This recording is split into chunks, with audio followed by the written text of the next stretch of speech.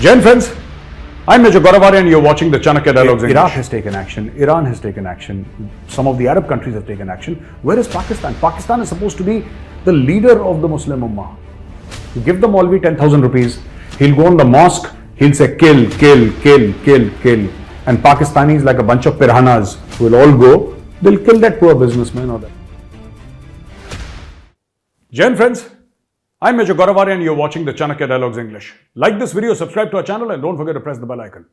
You know that unfortunate incident of the Quran being burnt in Sweden? I was wondering why there aren't any repercussions, because they should have happened. Now apparently they've happened in Iraq, where hundreds of protesters have stormed the Swedish embassy and the embassy has had to relocate to Stockholm. Now here's the news regarding that storming of the embassy. So these guys are followers, the hundreds of Iraqis who went, they're followers of the Shia leader Muqtada al-Sadr. Now, Iran is Shia majority and so is Iraq. Though for a very long time, the leaders of Iraq have been Sunni, mostly Sunni. But population is largely Shia, even in Iraq. Iran, of course, Iran is a hardcore Shia country. Even Iraq, the population is largely Shia. So, Muqtada al-Sadr's followers, they barged into the embassy and set it on fire, and the Iraqi government later expelled the Swedish ambassador. All right? The Swedish foreign minister Tobias Billström said that the storming of the embassy was completely unacceptable and that the government strongly rejected desecrations of the Quran or any other holy scripture. Swedish telecom company Ericsson is also looking into reports that Iraq has suspended its work permits there. See, there are 2-3 things here. Let's talk about both sides of the coin, right? First of all, the burning of any religious scripture is totally wrong, whether it's Quran or any other scripture. Is, it should be punished. You can't do that. You should not be allowed to do that. That's number one. Number two, I'd like to say that for all the people, see, Sweden has a certain culture, right? If you don't like the Swedish culture, don't go to Sweden.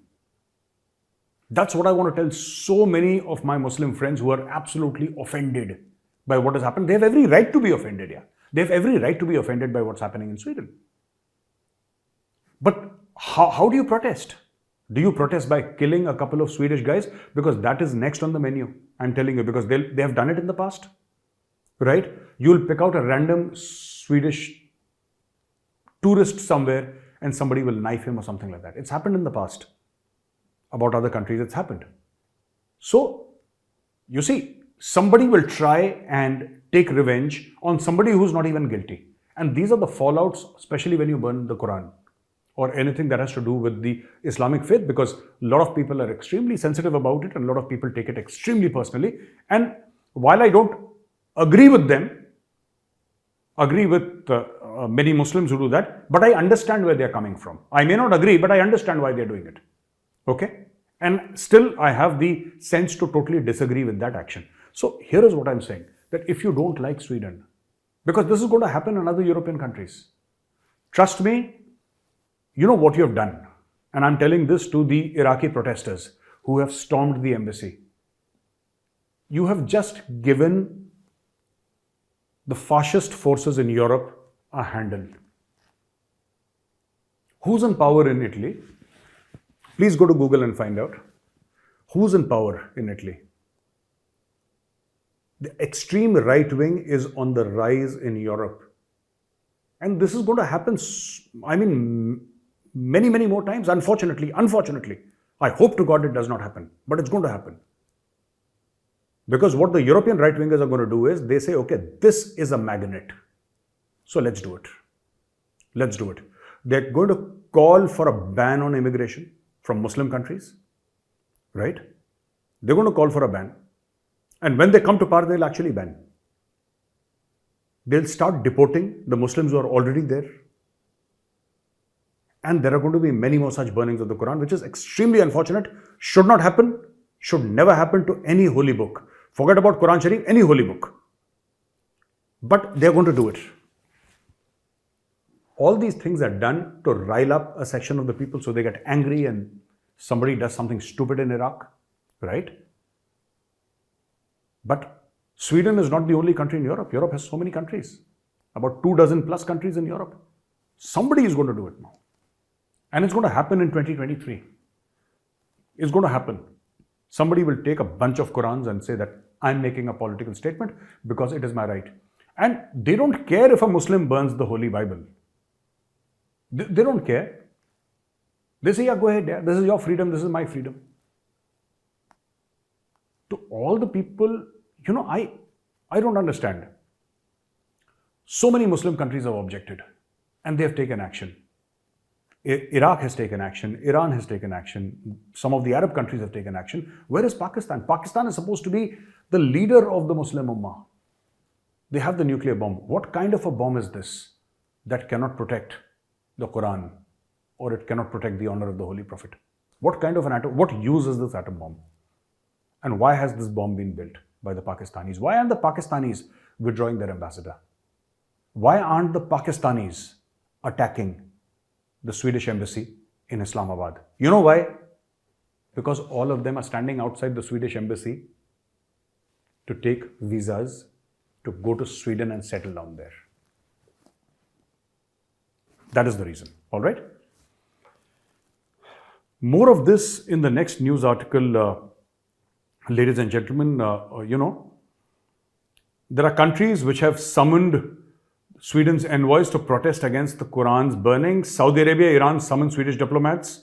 So Saudi Arabia has taken action, Iran has taken action, and Iran, of course, said that we are not sending our ambassador. So Iran was the first country that made it absolutely clear, crystal clear from day one, that boss, nothing doing.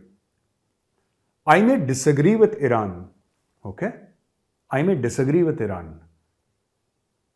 But I'll have to admit that these guys have guts here. And they have a spine.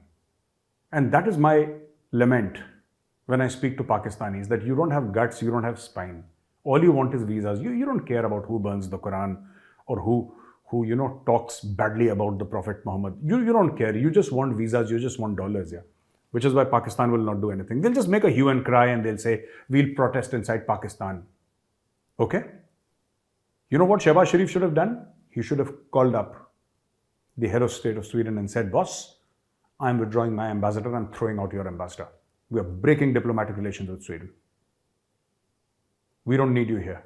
If you cannot respect our holy book, we can't be friends. End of story.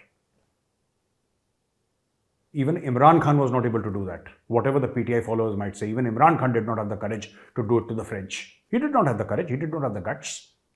Shehbaz, no Pakistani will have the guts to do this. You know why? Because all their assets are in Europe and in America. Their assets are there. It's all ill-gotten wealth, which is why the Pakistanis never take a stand on anything. The Pakistanis never take a stand on anything except Kashmir and Palestine. Otherwise, nothing, zero. Because they can't get money from India and they can't get money from Israel, which is why. Otherwise, 1.5 million Uyghur Muslims rotting in jail in China. Imran Khan says he does not even know what is happening there. He has no clue here. Shehbaz Sharif, no, China is our best friend. China can kill all the Muslims it wants. They don't care as long as they get the money. Money talks. All right. Iraq has expelled the Swedish envoy. And not just expelled, they burned down the embassy also, as I told you.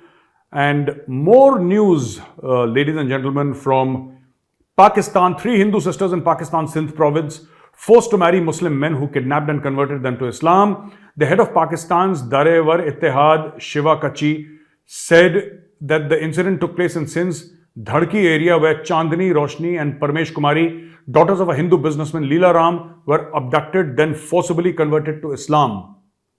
Okay? 21st century, Pakistan. The conversion was performed by one Peer Javed Ahmad Qadri and later they were married to Muslim men. Kachi said that despite appeals and pleas from his organization's platform, the problem of forcible conversion of Hindu girls was continuing unabated, with the police and authorities not apprehending the culprits. He said that the 3 sisters were married to the same men who abducted them. Kachi also claimed that the attacks on the Hindu community in the riverine areas have spiked since the Seema Haider case. So this is what is happening. Seema Haider is actually an excuse, right? It is not that, Pakistani Muslims were treating Hindus like their sisters And not that it matters whether they treat them like sisters. But the fact of the matter is, neither they were treating them with respect before. This mass conversion of Hindu women, have you ever heard in any Pakistani newspaper, ever, right, that a Hindu guy was forced to marry a Pakistani Muslim woman? Ever? No. Forcibly, I'm saying. If somebody got married, it's a love marriage and they moved outside the country, I'm not talking about that case. Like this forced, So 3 guys, what they did was, they liked these 3 sisters. They just went and kidnapped them and they got a Maulvi and he said that, okay, Kabul hai, into 3, and that's it. Done, dusted. Now, you can't do anything because Pakistan is an Islamic state. These 3 girls, they're gone. Imagine the plight of the father. 3 daughters gone, out. They can't come back into Hinduism because they'll start dancing, Sar Tan Se Juda, Sar Tan Se Juda. That rap music that happens in Pakistan, that rap music will go on, Sar Tan Se Juda. Kill them, kill them, kill them, behead them. That is what the Pakistanis are going to say, because once you convert to Islam, there is no going back. It's a one-way street. All right? And then, so you like any girl? Does she belong to a minority community, especially Hindu or Sikh? No problem. You want to marry her? No problem. Just go and kidnap her, go to a Maulvi, convert her to Islam, marry her. Okay. You want her father's property also? No problem. Just say that the girl's father, he was found with a desecrated copy of the Quran. That's it. Give the Maulvi 10,000 rupees. He'll go in the mosque. He'll say, kill, kill, kill, kill, kill. And Pakistanis, like a bunch of piranhas, will all go. They'll kill that poor businessman or that shopkeeper or whatever that guy is. And this person will go there, take away his piece of land, and have this land registered in his name, and that's the end of the story here. Things in Pakistan are extremely simple if you're from the minority community. If they like a woman from your house, they'll just take the woman. It's the same thing that the Abdalis, Gauris, and the Babars of this world are doing hundreds and hundreds of years from, before in history. This is exactly what they were doing. And this is exactly what the Pakistanis are doing today. They just take anybody's daughter, anybody's sister, just lift them and kidnap them and do that. And coming to the Seema Haider case, my friends, Seema Haider has petitioned the President of India. President, Murmu, she has said that, please give me Indian citizenship, please save me. She has appealed to the Prime Minister of India, she's appealed to the Chief Minister of Uttar Pradesh, saying that, these Pakistanis will kill me. They'll kill me if I go back to Pakistan, right? I don't understand why Seema Ghulam Haider, if she was in love with this Hindu guy and she wanted to come to India, which is of course a criminal offense, absolutely a criminal offense, right? But if at all she wanted to come to India, why did she get these 6 passports and these 4 mobile phones with 4 different SIM cards, a fake identity card, all this fake documentation? For what? How did she have access to fake passports?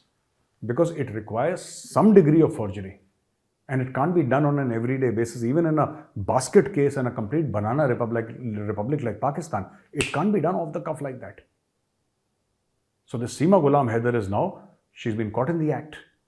She's caught in the act. Now she's playing the victim card and she's playing it to perfection. And every time, she appeals to somebody. She has appealed to the President of India. She'll be in the news for one day. Next day, she'll appeal to Prime Minister Modi, which she has. News for another day. Appeal to Chief Minister Yogi Adityanath ji in the news for one day. Then she'll start the whole cabinet. I mean, she'll keep on appealing to film actors in India. Shah Rukh Khan, Salman Khan, Amir Khan, Hrithik Roshan, Ajay Devgan, Akshay Kumar. She will independently appeal to each one of them. And because she's in the news and she's appealing to these people, right, it'll come. She plans and she has complete plans to stay in the news for the next 100 days, hoping for things to settle down in her favor. Ladies and gentlemen, this is the truth of Seema Ghulam Haider. She is manipulating the media like how? And she's supposed to be this innocent village woman who does not know anything, right? Speaks flawless English, speaks grammatically correct English, right? Very confident in front of the media. Extremely confident in front of the media. She knows how to give interviews. She knows how to manipulate conversation. She knows everything. And she's here inside India, and she will keep on appealing to various people because the media is there outside the house 24/7. There are cameras, and they're actually handing out chits. No, you're number one. Okay, 10 minutes over. Time for you to go. Next news channel, please. So the anchor is there and saying that, what do you feel, etc., etc. So this is what is happening in Seema Haider's case. We don't know how this will unravel, but ever since the UP ATS and the Intelligence Bureau have together started grilling her and interviewing her, many things have come to the fore, and we'll keep you updated on this case and other cases around the world. So ladies and gentlemen, thank you very much for watching this video. If you like this video, press the like button, subscribe to our channel. Don't forget to press the bell icon. Jai Hind, Vande Mataram, Bharat Mata ki Jai.